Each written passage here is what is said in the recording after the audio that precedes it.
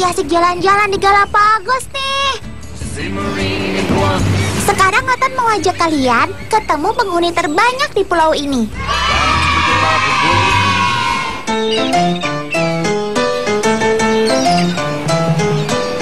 Betul, mereka adalah Aves alias keluarga burung. Yuk, Nathan ajak kalian ketemu mereka.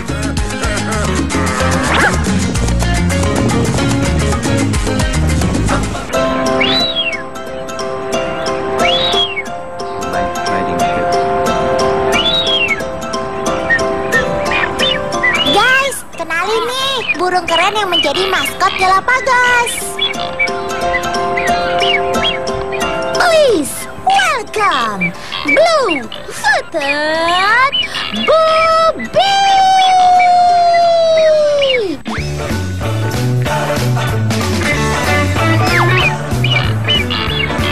Yang asik menari ini adalah Bobby jantan, teman. Dan ia sedang mencoba menarik perhatian si betina.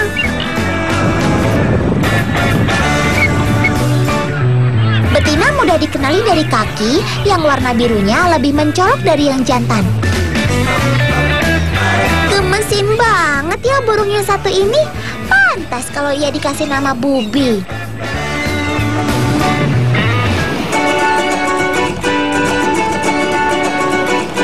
Bobby berasal dari bahasa Spanyol bobo yang artinya badut. Karena ia memang terlihat jenaka, baik muka maupun gerakannya.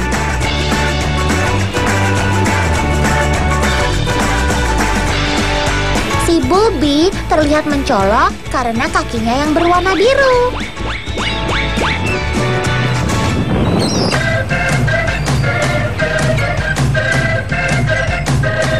Kakinya yang berwarna biru ini berasal dari pigmen karotenoid dan serat kolagen di permukaan kulitnya. Dan warna biru ini baru terbentuk setelah dewasa menjelang umur 3 tahun. Ketika kanak-kanak, kakinya masih berwarna putih pucat.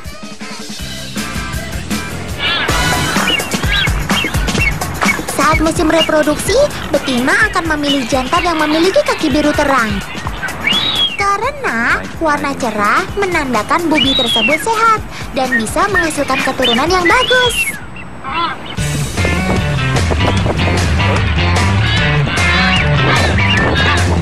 Oh iya teman, makanan kesukaan si Bobby juga ikan.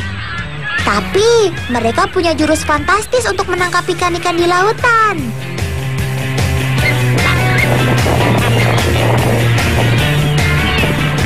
Are you ready, guys? Uno, dos, tres.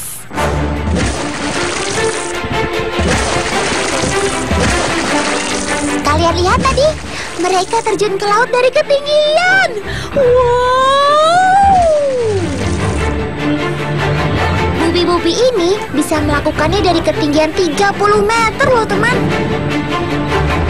Mereka mengatupkan sayap ke tubuhnya dan menabrak air hingga kecepatan 100 km per jam.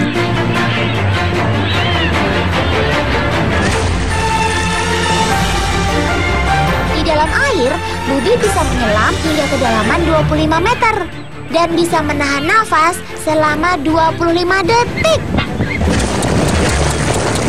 Fantastico! Fabuloso! Barbaro! Ho ho ho!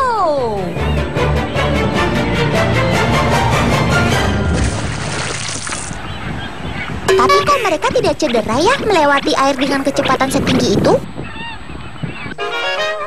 Ternyata tengkorak Bobby dilindungi oleh kantong udara untuk melindungi otaknya dari tekanan. Hidungnya juga bisa menutup ketika masuk ke dalam air. Dan hebatnya lagi, mata supernya ini teman, meski berada di dua sisi kepala, namun matanya tetap menghadap ke depan. Sehingga kedua mata digunakan bersama-sama dan mampu memberi ruang pandang lebih luas serta mendeteksi objek yang samar. Perfecto!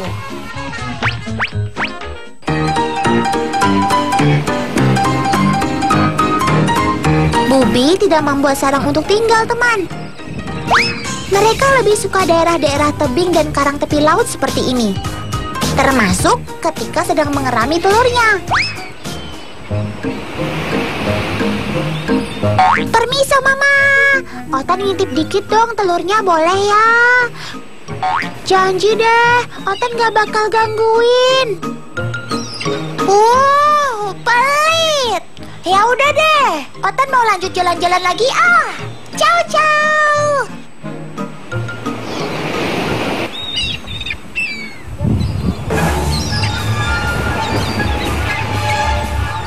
Hola, familia de Fregata. Teman, kenalin nih Sobat Otan si Carlo bersama papanya Senyor Rudolfo dan mamanya Senyorita Rosalinda.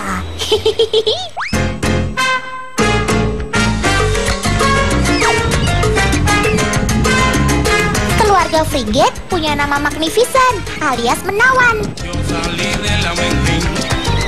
Bukan cuma buat gaya-gayaan loh, karena mereka memang istimewa.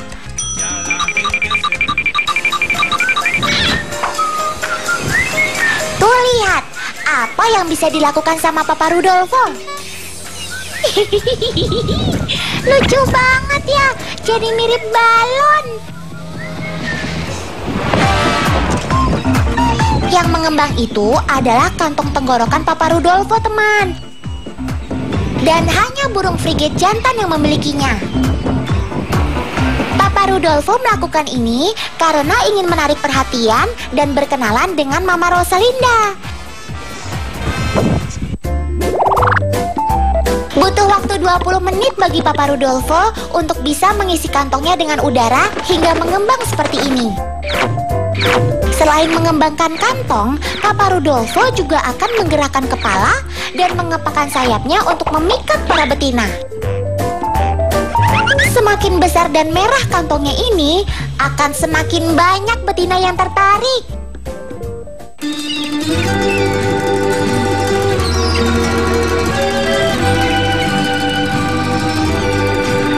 Nah, setelah itu, Mama Rosalinda dan Papa Rudolfo akan bereproduksi dan kemudian menghasilkan satu telur. Telur akan dierami oleh Mama selama 55 hari sampai Carlo menetas.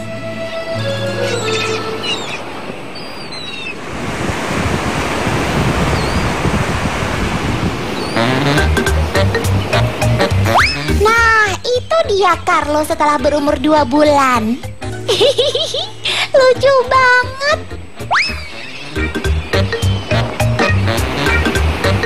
Bulunya masih sedikit, pendek dan berwarna putih.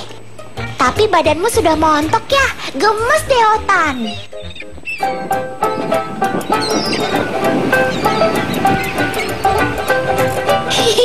Lucu ya melihat pola si Carlo.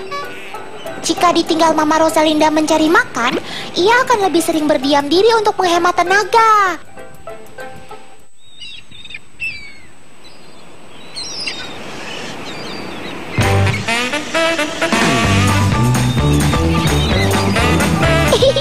Lihat, si Carlo sudah besar. Umurnya hampir 1 tahun. Itu Mama baru pulang mencari ikan buat kamu. Loh, kamu masih di Lolo? Kan kamu udah gede, Carlo. Bukannya manja, teman. Si Carlo memang masih diasuh oleh mamanya hingga berumur 1 tahun. Karena ia belum bisa mencari makan sendiri. Makanan akan disimpan dalam tembolok Mama Rosalinda dan akan diambil sendiri oleh Carlo dengan paruhnya. Jadi meski terlihat besar, dia sebenarnya masih balita ya.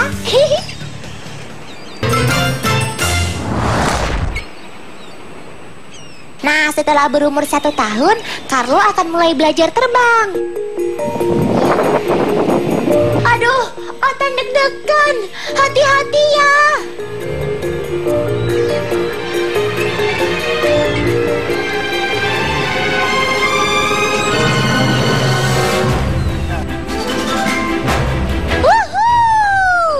Gak butuh waktu lama, Carlo sudah bisa terbang tinggi di angkasa.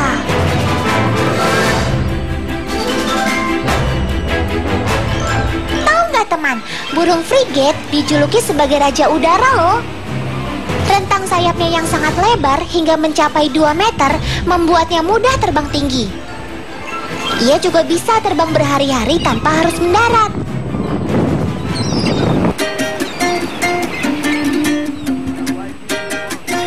Frigate bisa menempuh jarak hingga 220 km dalam sekali terbang loh.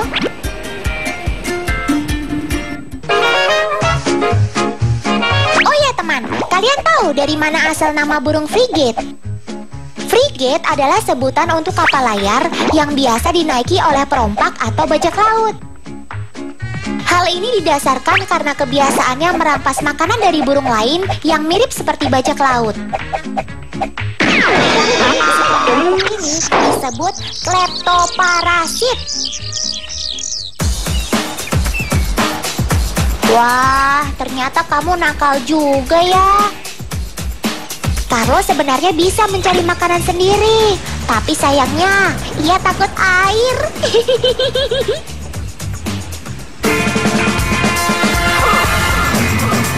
Tidak seperti burung lain yang bisa menceburkan diri ke laut atau berenang. Carlo hanya bisa terbang rendah dan menyambar ikan yang ada di permukaan air saja. Ini karena frigate hanya menghasilkan sedikit minyak, sehingga tidak bisa mengapung di air. Bulu-bulunya juga mudah basah, sehingga sekali ia masuk air akan sulit baginya untuk terbang lagi.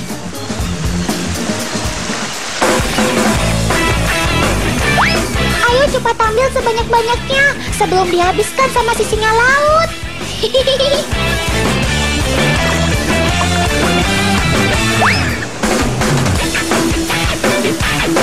Wih, lincah dan cepat sekali ya Carlo menyambar ikan-ikan sarden kecil ini.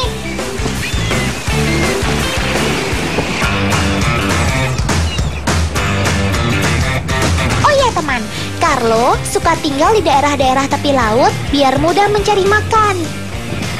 Ia juga menyukai tempat tinggi seperti tebing atau di atas pohon. Karena meski badannya besar, ia memiliki kaki yang kecil dan pendek, sehingga sulit baginya untuk mendarat di tanah. Ia juga hanya bisa lepas landas dari tempat tinggi dengan aliran angin yang kuat. Oke Carlo, cari ikan yang banyak ya. Jangan lupa bawa oleh-oleh buat Mama Rosalinda di rumah. Oton mau lanjut jalan-jalan lagi. Ciao-ciao.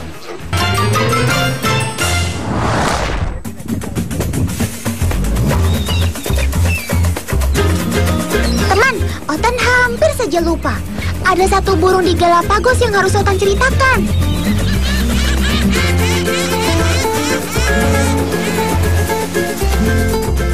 Come here, little birdie. Mereka memang tidak sebesar dan seindah burung-burung tadi. Tapi mereka punya peran penting loh bagi ilmu pengetahuan. Kalian pasti tahu kan Charles Darwin? Ia adalah seorang ahli biologi dari Inggris yang menemukan teori evolusi setelah mengamati burung-burung finch atau pipit di Kepulauan Galapagos. Menurut Opa Charles Darwin, semua burung pipit di Galapagos berasal dari satu spesies yang terdapat di daratan Amerika Selatan. Mereka bermigrasi ke Galapagos karena faktor makanan. Agar bertahan hidup, mereka makan segala yang ada. Tidak hanya biji-bijian, tapi juga serangga hingga buah-buahan. Akibat proses adaptasi inilah, burung-burung finch mempunyai bentuk paruh yang bervariasi.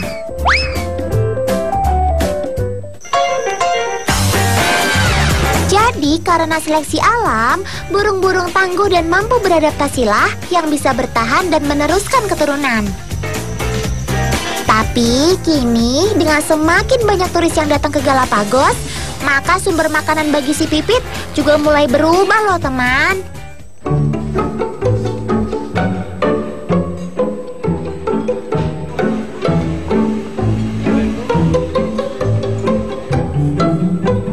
Lihat aja tuh, si Pipit juga menyukai makanan manusia. Waduh, ikut ngabisin makanan, jangan lupa bayar ya nanti. Bukan tidak mungkin proses evolusi akan terus berlangsung ya. Dari kebiasaan makan biji-bijian yang keras, mereka kemudian beralih ke makanan lunak yang dikonsumsi manusia. Jangan-jangan di masa depan paruh si Pipit bisa berubah menjadi mulut seperti manusia ya? Just kidding, friend. Tapi bukan gak mungkin. Paruh, rahang, dan anatomi wajahnya bisa berubah karena jarang digunakan untuk mengunyah makanan keras. We'll see ya.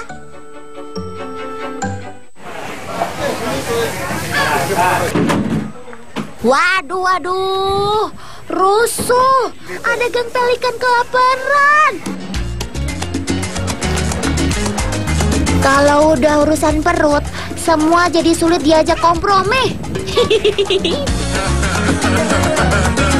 Seperti ini nih teman, keramaian di pasar ikan kota Puerto Ayora setiap sore. Pelikan-pelikan berebut ikan pemberian paman nelayan.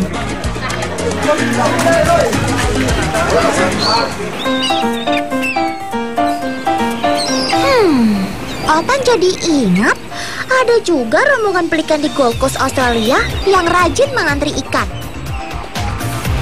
Tapi yang ini lebih banyak. Mereka sudah hafal jadwal pemberian makan, yaitu tepat jam 1:30 siang.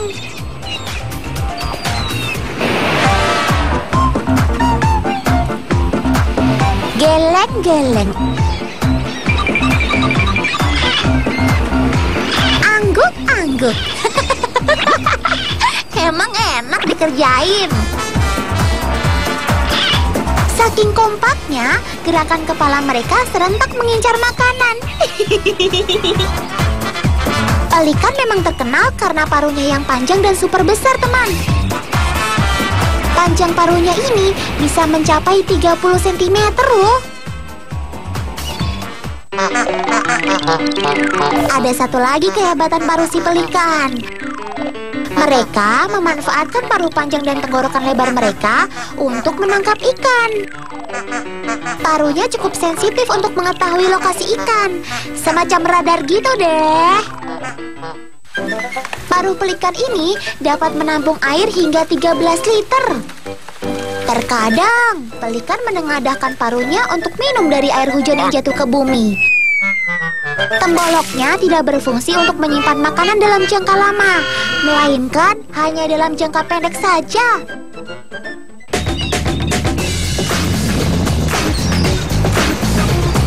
Lihat aksi mereka saat menangkap ikan di laut. Mereka terjun bebas ke laut, dan dengan paruhnya yang super lebar ini, mereka mudah mengambil ikan-ikan sarden yang berenang. Air yang terbawa masuk, kemudian akan keluar melalui celah kantong tenggorokannya yang seperti jaring ini. Ayo, ambil ikan yang banyak, hai pelikan!